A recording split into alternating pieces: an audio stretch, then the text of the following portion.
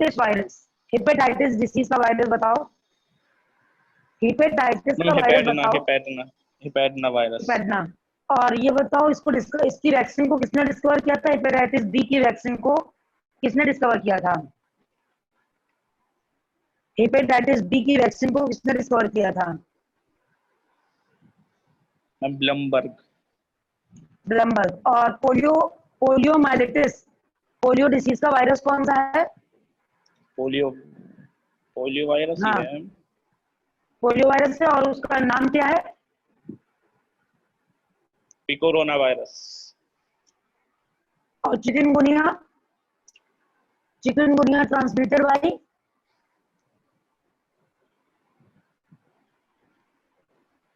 हम ये नहीं पता, मैं भूल गया। डेंगू फीवर का वायरस कौन सा है?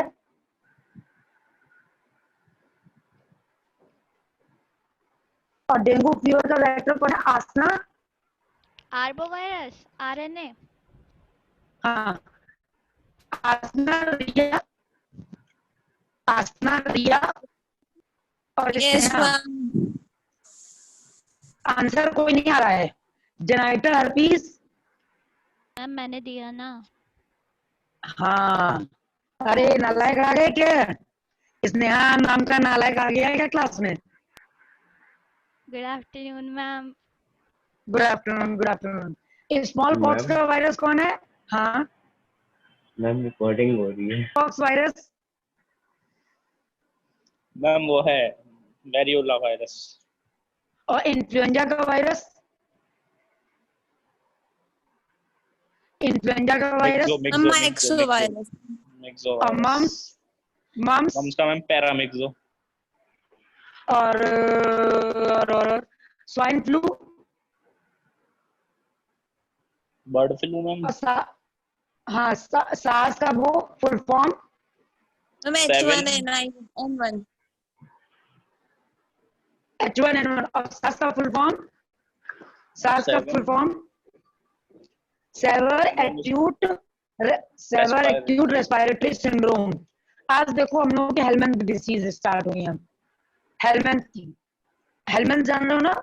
ये हम लोग का ह्यूमन हेल्थ एंड डिसीज वाला चैप्टर है। ह्यूमन हेल्थ एंड डिसीज वाला चैप्टर है। और इस चैप्टर में हम लोग बेटा पढ़ चुके हैं कौन कौन सा? प्रोटोजोअल डिसीज पढ़ चुके हैं हम लोग। सॉरी, प्रोटोजोअल नहीं, हम लोग डिसीज पढ़ चुके हैं बैक्टीरियल और वायरल। प्लेग का बैक्टीरिया कौन सा है? Yersinia plague pestis. यर्सीनिया का दूसरा नेम क्या है? और उसका पॉस्चुलर पेस्टिस। और ये बताओ वूपिंग कफ, वूपिंग कफ। काली खांसी मैम। हाँ, काली खांसी। हाँ, पर्ट्यूसिस कौन सा पर्ट्यूसिस? बॉर्डिटेला पर्ट्यूसिस। और वो बताओ डिप्थीरिया। डिप्थरी मैम वो कौन सा है? गोनो। हाँ, रियल लास्ट वाला नाम भी बोल रही होगी, डिप्थीरी। कॉर्नी बैक्टीरिया हम बताएंगे, कॉर्नी बैक्टीरियम डिप्थीरी। अच्छा, ये ब्रेक बोन फीवर कौन सा फीवर है? ब्रेक बोन फीवर कौन सा फीवर को कहते हैं हम लोग? ब्रेक बोन फीवर कौन से फीवर को कहते हैं?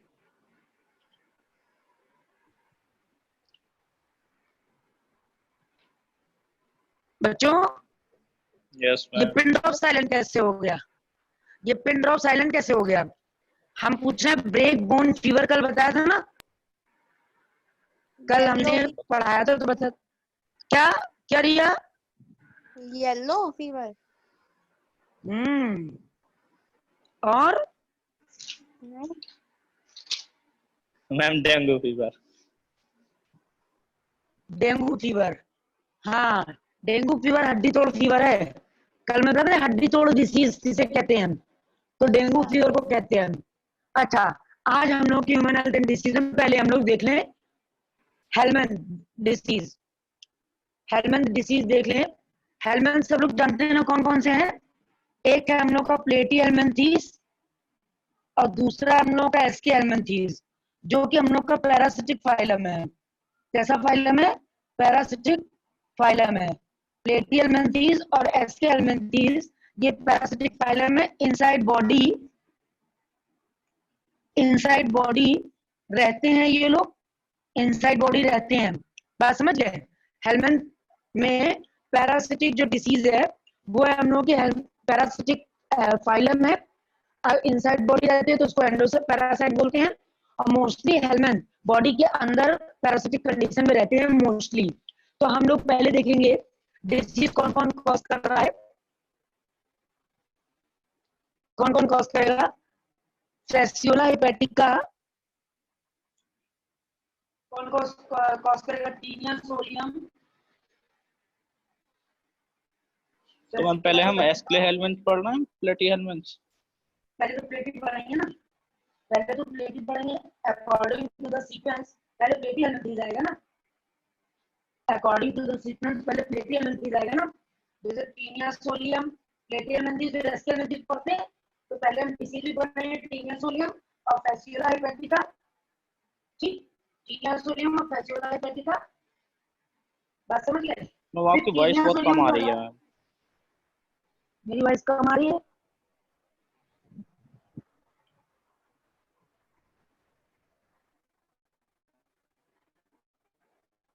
अब आ रही है? यस मैम आ रही है। अब आई भानु?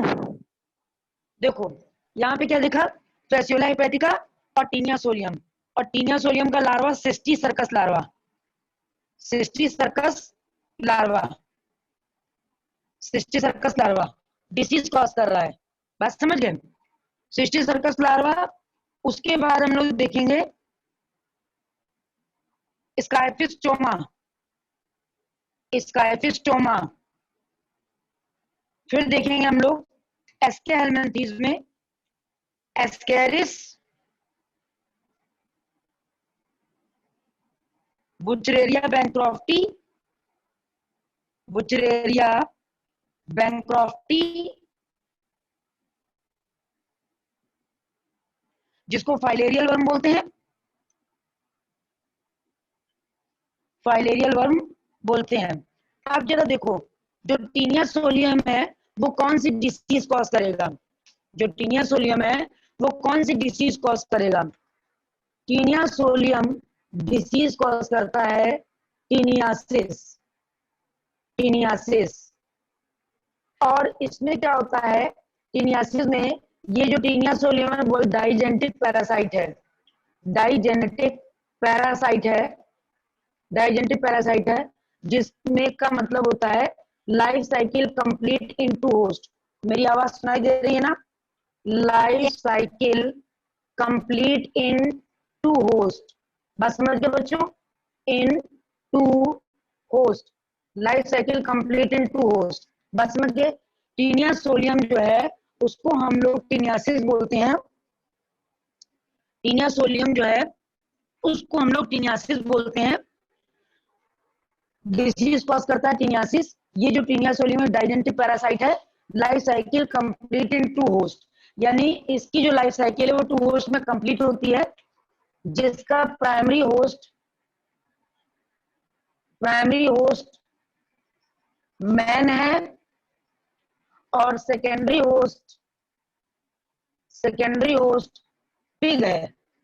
प्राइमरी होस्ट मैन है और सेकेंडरी होस्ट पिग है। बात समझ गए?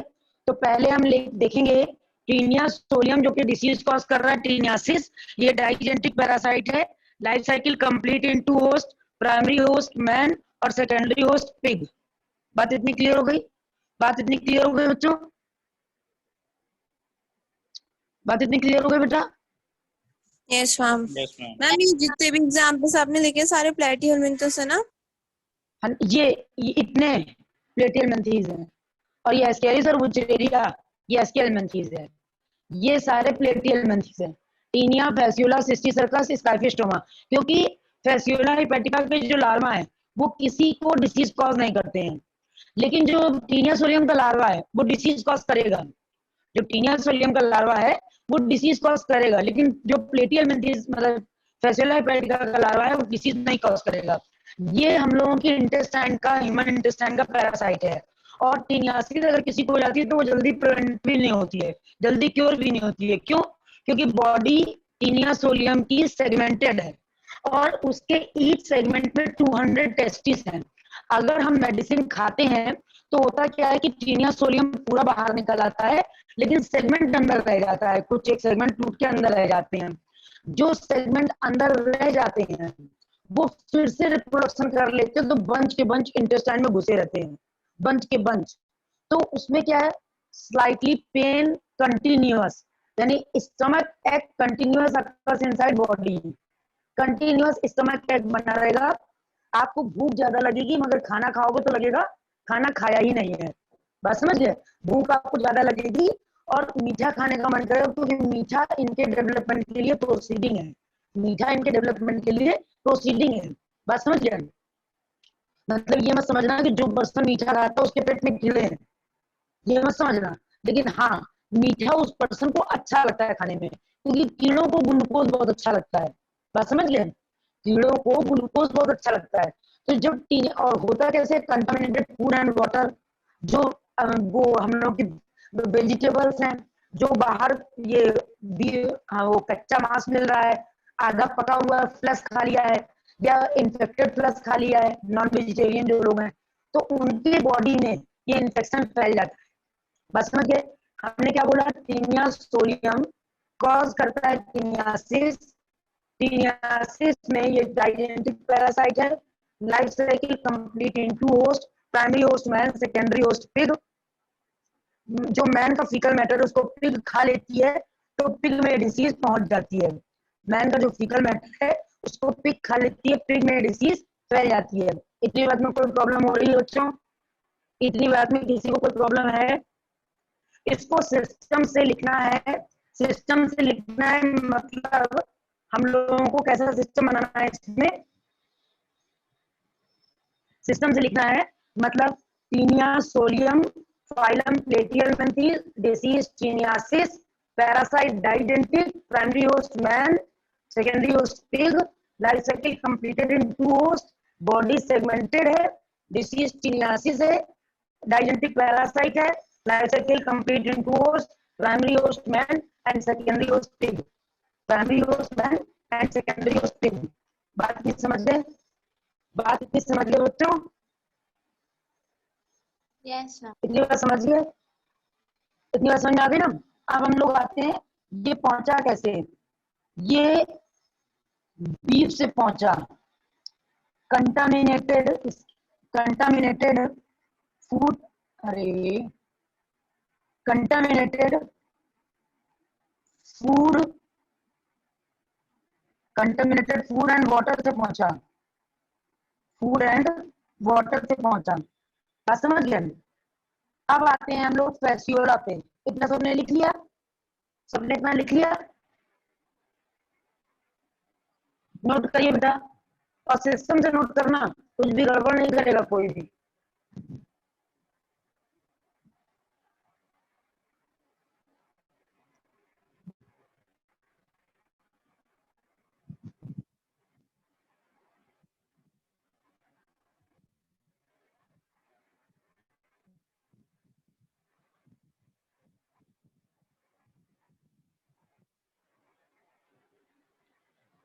Done, students?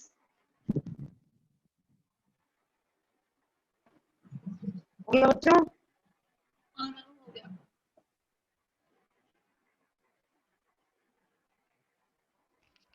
Ma'am please side. अच्छा, ये लो। हो गया मैम।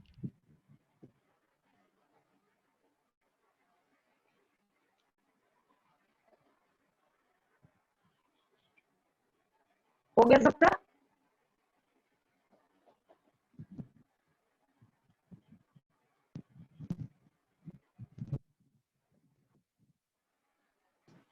यस रब कर दे, रब कर दें बेटा।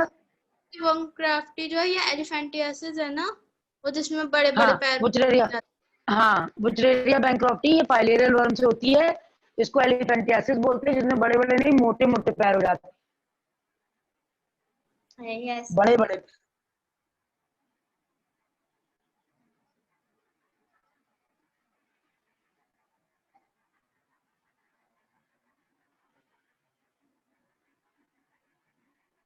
अब जरा देखो, टीनिया सोलियम की बात खत्म हो गई।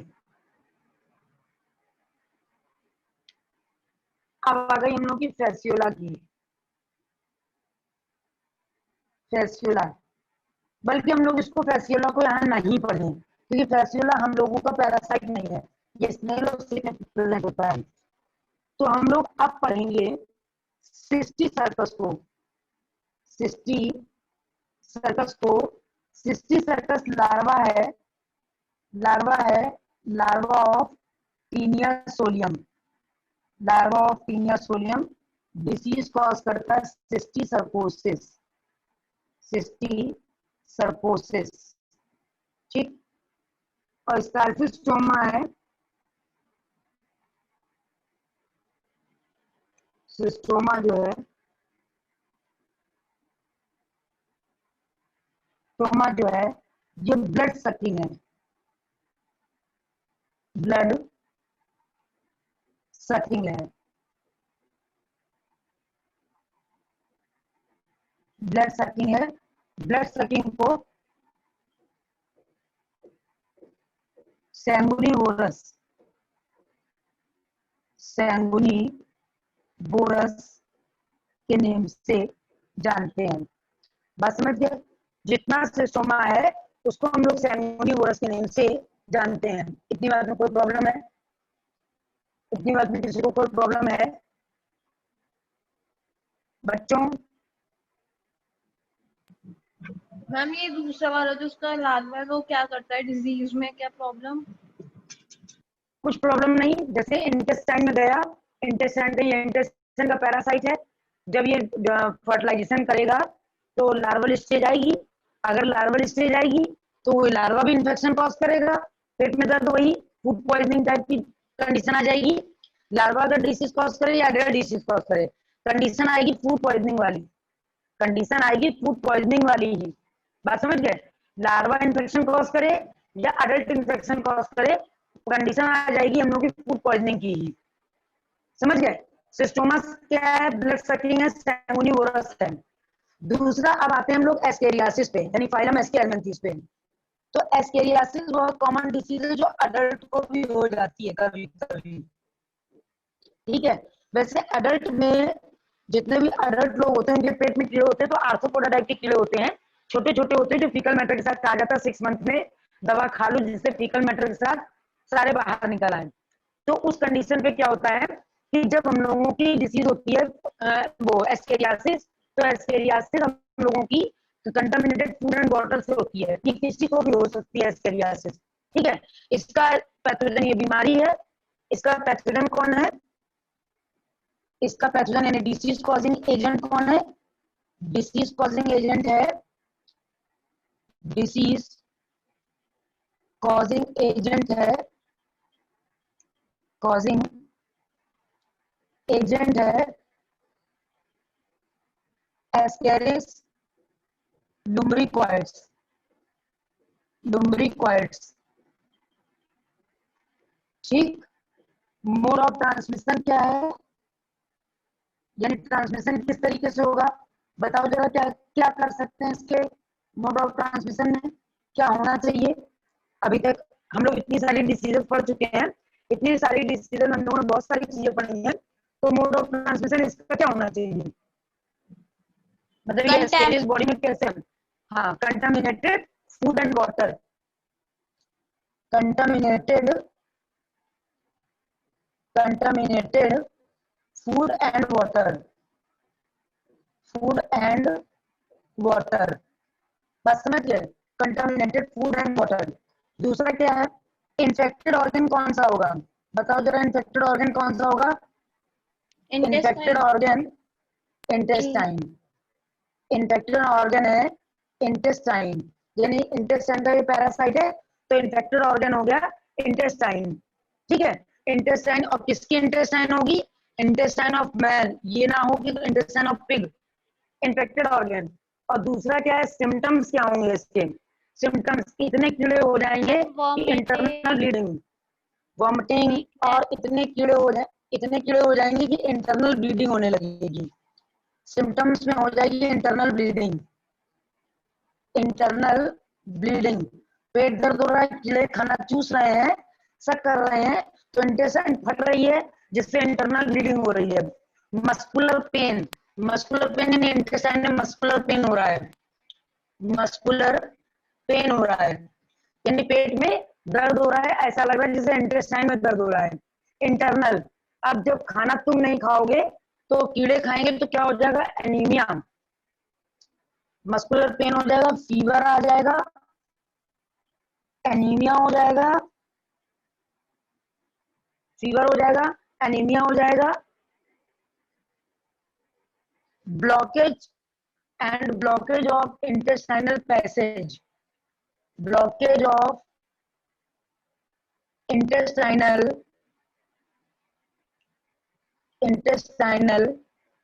Passage, blockage of intestinal passage हो जाएगा। बात समझ गए? इन्होंने क्या बोला, cysticercus larva of taenia solium cysticercosis cause करता है टीनिया। अगर हो टीनियासिस किसी को हो गई है तो उसका कोई ट्रीटमेंट नहीं है, ये सब ब्लड सकिंग है, इनको थोड़ी देर के लिए छोड़ देते हैं, क्योंकि बच्चों में ये, उन लोगों में टीनिया ज्यादा पहुंचने के चांसेस होते हैं जो नॉन वेजिटेरियन होते हैं। कच्चा पक्का जैसा मांस मिल रहा है वैसे खा रहे हैं, डाइजेस्ट कर रहे हैं, तो उनके एग उसके पास पहुंच जाते हैं, और एक बार पहुंच गए तो रिप्रोडक्शन के लिए किसी दूसरी जरूरत नहीं है, तो सेल्फ फर्टिलाइज कर करके डेवलपमेंट करना स्टार्ट कर देते हैं। दूसरा देखो जरा, अब आते हैं मेन जो अपने यहाँ पर डिसीज पाई जाती है, that is known as ascariasis. Pathogen यानी डिसीज कॉजिंग एजेंट है इसका एस्केरिस लुम्ब्रिकॉइड्स, जिसको हम लोग राउंड वर्म के नेम से जानते हैं, एस्केरिस लुम्ब्रिकॉइड्स, जिसको हम लोग राउंड वर्म के नेम से जानते हैं। इन्फेक्टेड ऑर्गन है इंटेस्टाइन ऑफ मैन, और सिम्टम्स है इंटरनल ब्लीडिंग, जब इन्फेक्शन टॉप मोस्ट पे पहुंच गया, internal bleeding, muscular pain, fever, anaemia, blockage of intestinal passage, यानी इतना सब कुछ हो गया तो जी के क्या करेंगे, चल देना चाहिए। अगर इतना सब कुछ हो ही गया है तो हम लोगों को प्रॉब्लम, अब इतनी सारी चीजें हो गई हैं तो अब हम लोगों के मतलब क्या चीज बचा है जो नहीं हो रहा है, एनीमिया हो ही गया है, सारा कुछ हो ही गया है। Contaminated food, healthy person acquire this infection through contaminated water, vegetables, fruits, गंदे पानी से धुले हुए फ्रूट्स खाने से फैल गया। इन्फेक्शन, एस्केरियासिस इन्फेक्शन कॉमन होता है चिल्ड्रंस में, और इसका ट्रीटमेंट एक ही चीज से किया जाता है जो कि वेरी मोस्ट इम्पोर्टेंट है। इसका ट्रीटमेंट किया जाता है, वेरी मोस्ट इम्पोर्टेंट, बहुत पूछा जाता है ये ट्रीटमेंट। एस्केरिस का ट्रीटमेंट कैसे किया जाता है, बाई चिनोपोडियम ऑयल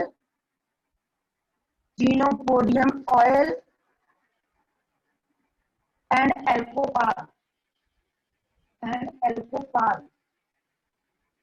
बस समझ गए? ये बहुत इंपॉर्टेंट क्वेश्चन है। ये क्वेश्चन पूछा जाता है कि हम लोगों में एस्केरियासिस का ट्रीटमेंट कैसे किया जाता है। ज्यादातर बच्चे इन्फेक्टेड होते हैं, बड़ों के पेट से एस्केरिस बहुत कम निकलता है। हाँ, कोई ऐसा पर्सन है जो मैगी दिन भर खाता रहता है, जंक फूड खाता रहता है, तो माइट बी पॉसिबल कि उसके स्टमक में कीड़ा हो सकता है, बट हम लोग सादा जीवन उच्च विचार वाले लोग, तो उनके पेट में नहीं होगा। मतलब दाल रोटी चावल खाना या कभी कभी सप्लीमेंट के फॉर्म में मैगी नूडल्स खा लेना तो एक नजर बात है, लेकिन जिसको मैगी नूडल्स पे पास्ता पे डिपेंडेंट रहना है तो उसके पास ये डिसीज पेट में डेवलप कर सकती है, क्योंकि कंटामिनेटेड, अगर आपका फीकल मैटर पेट साफ नहीं हो रहा तो different type of bacteria, different type of insect develop inside body that cause a pain, muscular pain and lack of appetite, etc. बात समझ गए? यानी हम क्या देख रहे हैं, एस्केरियासिस। हाँ मैम, डर्मल टेस्ट और स्टोल टेस्ट क्या होता है? कौन सा test? Ma'am dermal, DERMAL। Dermal होता है स्किन, DERMAL है ना? Yes ma'am. डर्मल टेस्ट होता है स्किन टेस्ट, और स्टूल टेस्ट होता है फीकल मैटर का टेस्ट, यानी सॉलिड वेस्ट जो निकलता है उसका टेस्ट होना, उसको बोलते हैं स्टूल टेस्ट। और मैम क्योंकि हम लोग मैम इस हाँ डिसीज बोलो, के मैम वेक्टर्स क्या होंगे? किस डिसीज के? मैम एस्केरिस जो हमें ये प्रॉब्लम हो जाती है इसके लिए मैम वेक्टर्स जो हमें ज, मतलब मिलता है वो किसके हाँ, है? हम लोगों के वेक्टर कौन है? हम लोगों का वेक्टर क्या है? अगर हम कंटामिनेटेड फूड एंड वाटर खाते हैं, ठीक है, जैसे हम हर जगह खाने बैठ गए, अब आप सोचोगे कि अगर कंटामिनेटेड है तो हम खाएंगे क्यों, है ना? हमको ये नहीं पता होता कि कंटामिनेटेड, सब गोलगप्पे खाने गए, गोलगप्पे वाला उसी हाथ से ऐसे पसीना पोंछ रहा है, उसी हाथ को ऐसे पैंट में लगा रहा है। अभी कोरोना चल गया है तो लोग ग्लव्स पहन के खिलाने लगे हों, वरना उसी हाथ को डुबो रहा है, उसी हाथ से खिला रहा है, और उसमें उसके पसीने का स्वाद भी आ रहा है, क्योंकि 10-20 रुपए खर्च हुए अपने, 10-20 रुपए खर्च करके हम एस्केरिस को ढूंढ ले आए हैं, अपनी बॉडी में रख लिया है, ये अब डेवलप करेगा। ऐसे हम 4 गोलगप्पे बाहर का खाना जो भी खाते हैं खुला हुआ रखा है, पक रहा है खाना, उसमें गंदगी जा रही है, हमने उसको खा लिया है, उससे हमारे इसके इसके एग वेग कंटामिनेटेड हमारी बॉडी में पहुंच गए, हम डाइजेशन कर नहीं पाए, इनडाइजेशन हो गया हम लोगों को, इनडाइजेशन हो गया, पेट में सॉलिड वेस्ट मटेरियल स्टोर हो रहा है, उसमें कीड़े पड़ रहे हैं, कीड़े पड़ रहे हैं, पेट में कीड़े हो गए हैं, डॉक्टर बता देगा इनके पेट में कीड़े हैं, मस्कुलर पेन है, फीवर है, खाने में खाना अच्छा नहीं लग रहा है, कभी कभी बहुत एक्सेस हो जाता है तो इंटरनल ब्लीडिंग हो जाती है, नहीं एक्सेस हो तो एनीमिया हो जाएगी, आंखें गड्ढे में चली जाएंगी, आंखों के नीचे काला पड़ जाएगा, और फिर दिया जाएगा मेडिसिन के फॉर्म में चिनोपोटियम ऑयल, और एक डिसीज मतलब एक मेडिसिन आती है जो दूध के साथ दी जाती है जिसका नाम है एल्कोपार। कहा जाता है हर 6 मंथ में हर पर्सन को एक कीड़े की दवा खा लेनी चाहिए, क्योंकि कुछ मैम ना वो कुछ जो ऐसा आती है होता है। एल्बेंडाजोल जो आती है। हाँ हाँ, बहुत मतलब वही कीड़े की दवा है एल्कोपार, और ये सब इसी के कंपोजिशन नेम अलग अलग है। खा लेना चाहिए हर एक पर्सन को, मतलब ऐसा कहा जाता है कि हर एक पर्सन को 6 मंथ में कीड़े की दवा खा लेनी चाहिए, क्योंकि हम लोग कहीं ना कहीं से इन्फेक्टेड, यानी इन्फेक्शन में इंक्लूड हो ही जाते हैं, कितना भी अपने आप को प्रोटेक्ट करेंगे लेकिन फिर भी अपनी बॉडी में इन्फेक्शन हो ही जाता है किसी न किसी वे में, क्या नहीं तो करेंगे, चारों तरफ तो इन्फेक्शन फैला हुआ है, तो हम क्या नहीं करेंगे। हाँ बोलो, कुछ बोल मैम रहा था ऐसे कोई। मैम फ्लाइज और मैम कॉकरोच फिर किस डिसीज से मैम वो करते हैं, मतलब पार्ट लेते हैं, वेक्टर्स किस डिसीज के होते हैं मैम ये? अब देखो ये तो बहुत सारी डिसीज है, जैसे एलिफेंटियासिस है उसके वेक्टर्स हैं, अमीबियासिस है उसके वेक्टर हैं, अमीबिक डिसेंट्री है उसके वेक्टर हैं, ये तो मैम वेक्टर हैं, ये तो इन्फेक्शन, कॉकरोच एंड जैसे किस फ्लाइज। कॉकरोच तो किसी चीज का वेक्टर नहीं है, कॉकरोच तो किसी चीज का वेक्टर नहीं कि किसी डिसीज को कॉज करी है, क्योंकि मैम कॉकरोच लेकिन इतना मैम ज्यादा एनवायरमेंट में, क्या चीज? बहुत होता है ना मैम, मतलब मैम बहुत सारी डिजीज होती है कि मैम कॉकरोच की गंदगी की वजह से, मतलब वो जो मतलब हमारे जो नहीं नहीं, क्रॉकरी देखो, वगैरह में जैसे रहते हैं या फ्लाइज फिर तो हाउस फ्लाइज तो वेक्टर है डिसीज का, सीसी फ्लाई वेक्टर है, और जितनी फ्लाइज हैं ज्यादातर वेक्टर हैं, लेकिन कॉकरोच वेक्टर नहीं होता। हाँ, कॉकरोच अगर फैलता है तो बीमारियां, ये एलर्जिक, फीवर, इन्फेक्शन, ये सब फैलता है, बाकी कोई पर्टिकुलर डिसीज का कॉकरोच वेक्टर नहीं है, पर्टिकुलर डिसीज का नहीं, क्योंकि इंसेक्ट तो वेक्टर होते हैं, जैसे एक मॉस्किटो है फीमेल एनाफिलिस, वो मलेरिया कॉज कर रहा है, उसका वेक्टर भी कौन है? House fly. हाउस फ्लाई अगर हाउस फ्लाई तो एक कॉमन करेक्टर है, गंदगी में गई, गोलगप्पे में आके बैठी, इन्फेक्शन फैला दिया, गंदगी। क्यों हाउस फ्लाई लेके क्यों आ रही है? क्योंकि एग वहां पड़ा है, एग वो आई यहाँ रगड़ दिया, एग गिर गया, हमने खा लिया, हमारी बॉडी में पहुंच गया। कभी कभी देखो वो मुंह में डायरेक्टली आके बैठ जाती है किसी किसी के, मक्खी, मक्खी का क्या, वो तो बदतमीज हो चुकी है, तो वो बैठी जाती है। तो ये फ्लाई जो है वो कॉमन करेक्टर है, इनको तो जहां गंदगी मिली वहां अपने आप का वो समझ लेते एरिया, अपना एरिया समझ लेते हैं, अरे वाह अब हम बहुत बड़ा एरिया, यानी अपनी प्रॉपर्टी बहुत सारी है, इसमें सारी मक्खी फैमिली को बुला लो, बैठा लो, फिर उड़ो, वो इन्फेक्शन फैलाओ, बस समझ गए यस मैम। बच्चों? बात समझ में आ रही है? लिख लो इसको, सबने लिख लिया है? यस मैम, हो गया। हो गया। अब जरा देखो, अब आ गए हम लोग एलिफेंटियासिस में, एलिफेंटियासिस में आते हैं, यानी फाइलेरियासिस, ये भी पैरासिटिक पैथोजन है, हेलमेंथ है, हेलमेंथ जो है, हेलमेंथ का कोई ऐसा एनिमल नहीं है जो डिसीज कॉज ना करता हो, चाहे वो एंटाइलोस्टोमा ले लें, चाहे एंटोबियस वर्मिकुलरिस ले लें, चाहे कुछ भी ले लें, ये हम लोगों को डिसीज कॉज करता है। ये सबसे पहला पैरासिटिक फाइलम था। मतलब प्रोटोजोआ जो पैरासाइट थे, एंटीमा एस्टोरेट का, जिंजिविलिस, कोलाई, ट्रिपैनोसोमा, ये सब तो थे, लेकिन ये हेलमेंथ फाइलम ऐसा था जो डिसीज कॉजिंग था। तो हम देखेंगे एलिफेंटियासिस, इसका दूसरा नेम है फाइलेरियासिस। डिसीज लेते हैं हम लोग एलिफेंटियासिस, एलिफेंटियासिस, ठीक। It is also known as, अब इसको एलिफेंटियासिस क्यों बोलते हैं? क्योंकि पैर एलिफेंट की तरह मोटा हो जाता है, इसलिए इसको एलिफेंटियासिस बोलते हैं। एलिफेंटा हो जाता पैर, ठीक है। It is also known as filariasis. Filariasis क्यों बोलते हैं? क्योंकि ये फाइलेरियल वर्म से होती है। फाइलेरियासिस क्योंकि ये फाइलेरियल वर्म से होती है। बात समझ गए? एलिफेंटियासिस क्योंकि जो पैर है वो मोटा हो जाता है। और इसका पैथोजन कौन होगा? पैथोजन कौन है इसका? पैथोजन का मतलब डिसीज कॉजिंग एजेंट। तो पैथोजन है इसका फाइलेरियल वर्म। फाइलेरियल वर्म, यानी फाइलेरियल वर्म का नेम है बुचरेरिया, बुचरेरिया बैंक्रॉफ्टी, बुचरेरिया बैंक्रॉफ्टी। बस समझ गए? बुचरेरिया बैंक्रॉफ्टी, ये इसका वर्म है। इतनी बात समझ में आ गई? इतनी बात सबको समझ में आ गई? Yes ma'am. और दूसरा है इसका, दूसरा है बुचरेरिया। इसको ये नहीं कहते हैं, दो लिखते हैं हम लोग, एंड लिख लो नहीं कंफ्यूज हो जाओगे। बुचरेरिया मलाई, मलाई, ठीक। ये दोनों एलिफेंटियासिस डिसीज को कॉज करते हैं। और जो मेनली ऑर्गन इफेक्टेड होगा, ऑर्गन इफेक्टेड होगा, ऑर्गन अफेक्टेड है, वो है ज्यादातर लिम्स। लिम्स, चाहे वो हिंड लिम्स हो या फोर लिम्स हो, ज्यादातर लिम्स इन्फेक्टेड होते हैं। तब भी हम लोगों का देखा गया है कि ज्यादातर लिम्स में हिंड लिम्स ही इन्फेक्टेड होते हैं, ठीक है। Lower limbs, lower limbs, lower limbs, genital organ